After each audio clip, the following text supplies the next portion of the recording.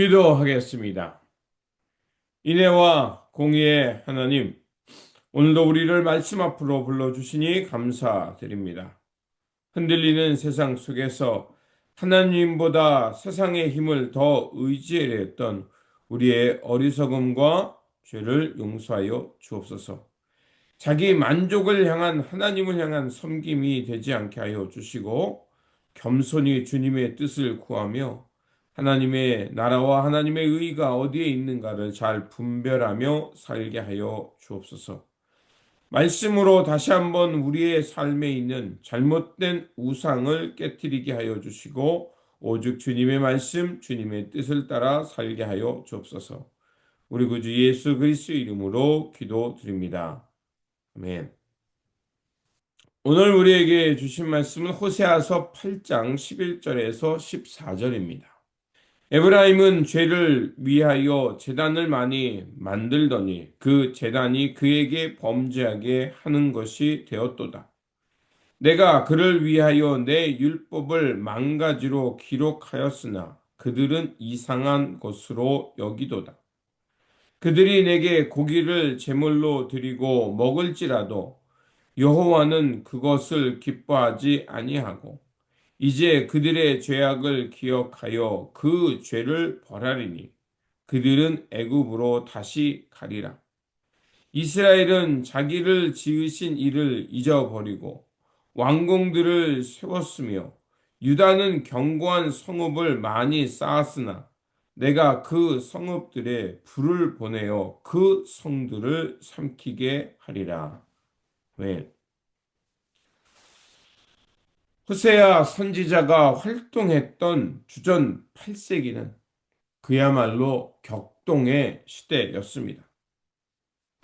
북방의 강자인 아시리아와 또 남방의 그 지배 세력이었던 이집트 사이에 그 북이스라엘은 어떻게 나라를 운영해야 할지, 그들이 어떻게 이런 위기 속에서 견뎌야 할지 점점 위태로워지는 상황에 놓여 있었던 겁니다.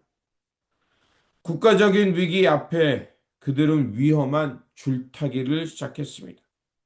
겉으로는 아수르에 굴복하는 척 하면서 뒤로는 이집트의 힘을 빌려 그 위기를 모면하려고 했던 것입니다.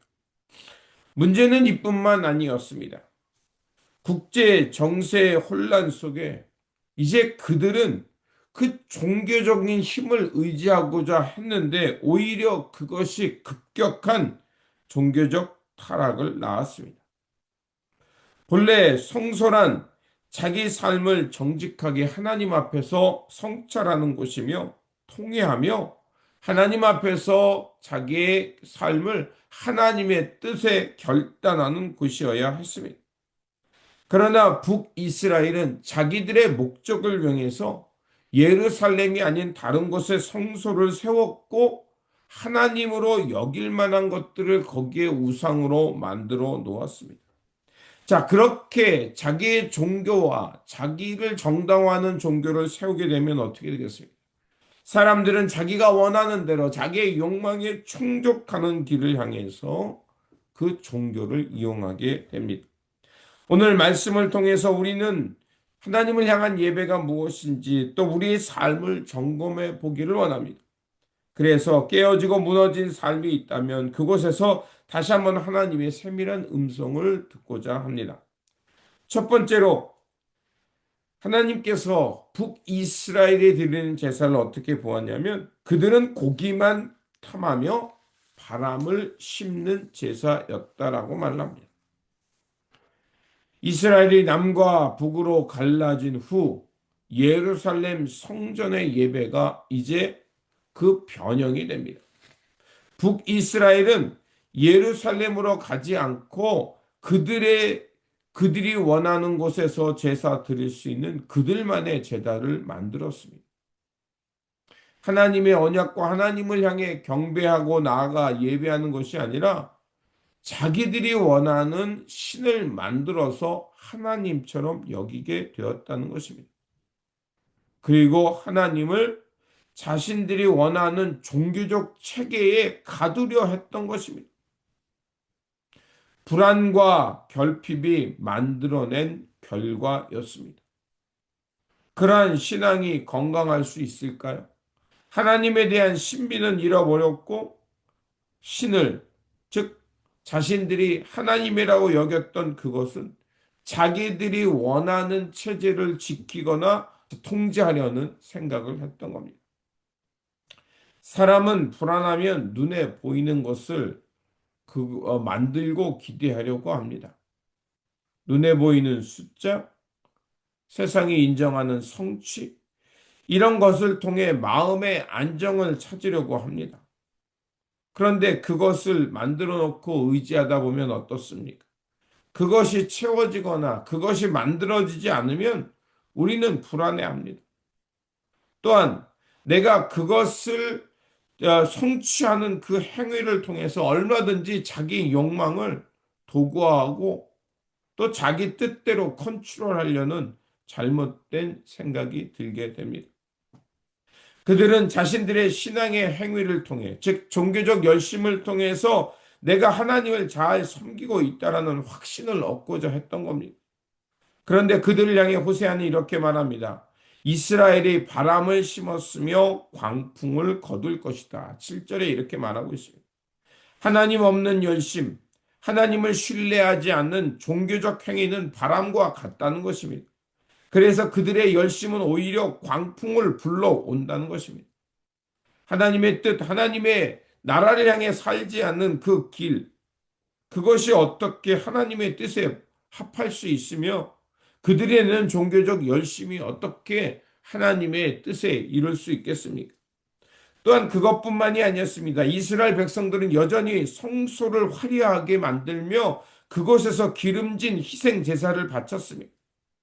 그러면서 자신들은 하나님 앞에 이렇게 많은 기름진 제사를 드리기에 하나님께서 나에게 복을 주시고 평안을 주실 거라고 굳게 믿었던 것입니다. 하지만 하나님은 그들의 제사를 단호히 거부하셨습니다. 그래서 13절은 이렇게 말합니다. 그들이 내게 고기를 제물로 드리고 먹을지라도 여호와는 그것을 기뻐하지 아니하고 이제 그들의 죄악을 기억하여 그 죄를 벌하리라. 그들은 애굽으로 다시 가리라. 그들의 예배는 하나님의 뜻을 향해 살고자 하는 참회가 없는 것이었습니다. 그저 종교적 모양을 빌려서 자기 만족을 누리고 재물을 바침을 통해서 자기의 풍요, 자기의 만족만을 이루는 것에 관심을 가졌던 것입니다. 참된 예배란 내 마음과 내 뜻을 내려놓고 그 자리에 하나님의 마음과 뜻을 채우는 과정입니다. 그래서 내 몸을 하나님이 기뻐하는 거룩한 산 제물로 바치면서 하나님이 원하는 길을 살고자 하는 것입니다. 만약 그런 것들이 결여된다면 그것은 하나님을 속이는 행위가 된다는 것입니다. 호세아 선지자는 창조주를 잃어버린 채 자기 만족만을 드리는 제사, 그리고 외세와 견고한 성읍을 의지하는 것을 이제 이스라엘이 닥쳐올 비극적인 모습을 선포하며 말하고 있습니다. 그래서 그 농업적인 이미지를 통해서 이렇게 말합니다. 이스라엘은 바람을 심었고 광풍을 거둘 것이다. 곡식에 줄기가 자랄지라도 거기에는 알곡이 생기지 않는다. 그들이 아무리 그 곡식을 많이 맺는다 할지라도 남의 나라 사람들이 와서 거두어 갈 것이라는 이 이미지를 통해서 그들에게 닥칠 재앙을 말하고 있습니다. 씨를 뿌리지만 아무것도 거두지 못하고 도리어 빼앗기고 쫓겨난다는 것입니다. 이러한 선언은 바로 하나님의 말씀, 율법을 저버린 백성들이 마주할 최후의 심판이라는 것입니다. 우상 앞에 절을 하고 외세를 의지하면서 결국 맞아들이게 되는 것은 파멸의 광풍이며 깨어진 그릇과 같은 신세로 전락된다는 것입니다. 이 말씀들을 통해 그렇다면 우리는 어떻게 할까요? 우리의 삶의 자리를 점검해야 합니다. 오늘 우리가 살아가고 있는 사회와 공동체는 어떠한 모습에 있습니까? 종교는 정치, 경제, 문화 모든 면에서 영향을 줍니다.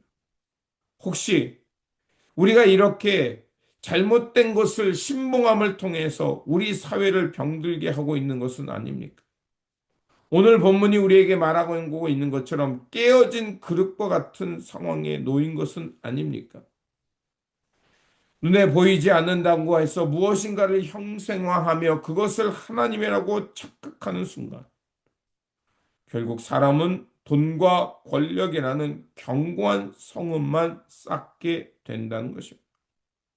그렇다면 우리가 어떻게 해야 할까요? 하나님을 바르게 알고 내 욕망을 투사하렸던 모든 열심을 깨트려야 하는 겁니다.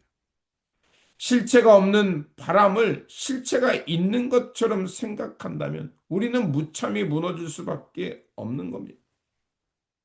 믿음은 하나님을 내 뜻대로 붙잡는 것이 아니라 나를 하나님께 맡기는 것입니다.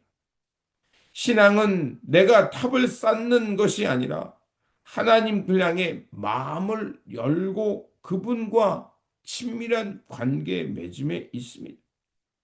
내가 붙잡고 있는 것, 하나님처럼 여기고 있는 것들을 내가 비워낼 때 그곳에 하나님의 임재가 있고 그것을 통해서 하나님의 은혜가 우리를 붙들고 있음을 알게 되는 것입니다.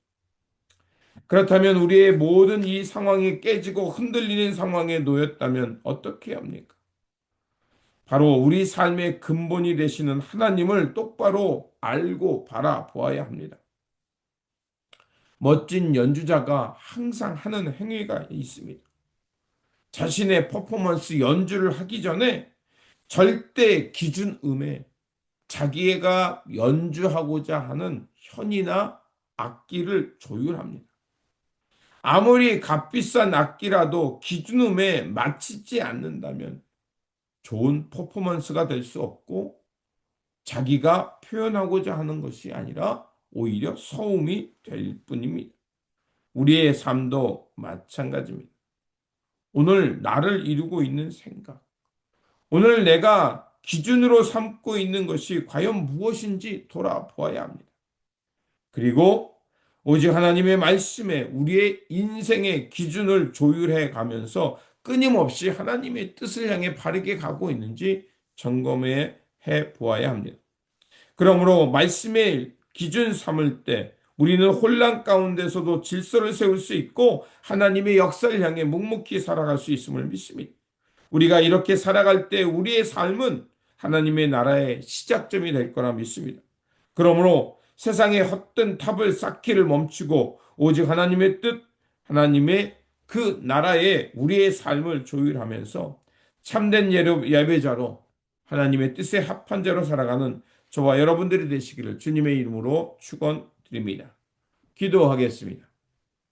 사랑과 공의의 하나님, 오늘 말씀을 통해서 우리의 열심이 하나님을 바로 알지 못한다면 우상이 될 수 있음을 깨닫게 하셨습니다. 제사보다 하나님을 아는 것, 순종이 더 중요함을 고백합니다. 세상의 힘을 의지하며 살았던 어리석음을 내려놓고 다시 한번 하나님을 붙들게 하여 주옵소서. 오직 주님의 말씀을 우리의 삶의 기준점으로 삼게 하시고 그 말씀을 따라 의와 평강의 열매를 맺으며 살게 하여 주옵소서. 우리를 다시 회복시키시고 주님의 뜻 가운데 살게 하여 주시는 우리 구주 예수 그리스도 이름으로 기도드립니다. 아멘.